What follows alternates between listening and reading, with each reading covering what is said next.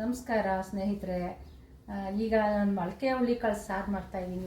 ಮಧ್ಯಾಹ್ನಕ್ಕೆ ಒಂದು ಒಳ್ಳೆ ಸಾಂಬಾರು ಮಾಡ್ತಾಯಿದ್ದೀನಿ. ಅನ್ನ ಸಾರು ಮುದ್ದೆಗೆ ಎಲ್ಲದಕ್ಕೂ ತುಂಬ ಚೆನ್ನಾಗಿರುತ್ತೆ. ಈ ವೆದರ್ಗೆ ತುಂಬಾ ಚೆನ್ನಾಗಿರುತ್ತೆ. ಮೊಳಕೆ ಕಟ್ಟಿದ ಸಾರು, ಒಂದೊಂದ್ಸಲ ತರಕಾರಿ ಎಲ್ಲ ಬೇಜಾರಾಗಿರುತ್ತೆ. ಆಗ ಈ ಮೊಳಕೆ ಕಾಳು ಸಾರು ತಿನ್ನಬೇಕು ಅನಿಸುತ್ತೆ. ಆಗ ಇದಕ್ಕೆ ಏನೇನು ಸಾಮಗ್ರಿಗಳು ಬೇಕು ಅಂತ ನಾನು ಹೇಳ್ತೀನಿ.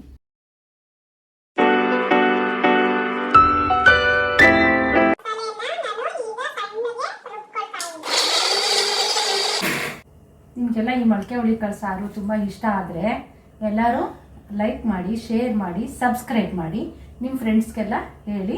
ಹುರುಳಿಕಾಳು ಸಾರು ಮಾಡಿಕೊಂಡು ನೀವು ಊಟ ಮಾಡಿ. ತುಂಬಾ ಚೆನ್ನಾಗಿರುತ್ತೆ. ಕಮೆಂಟ್ ಬಾಕ್ಸಲ್ಲಿ ಕಮೆಂಟ್ ಹಾಕಿ. Thank you.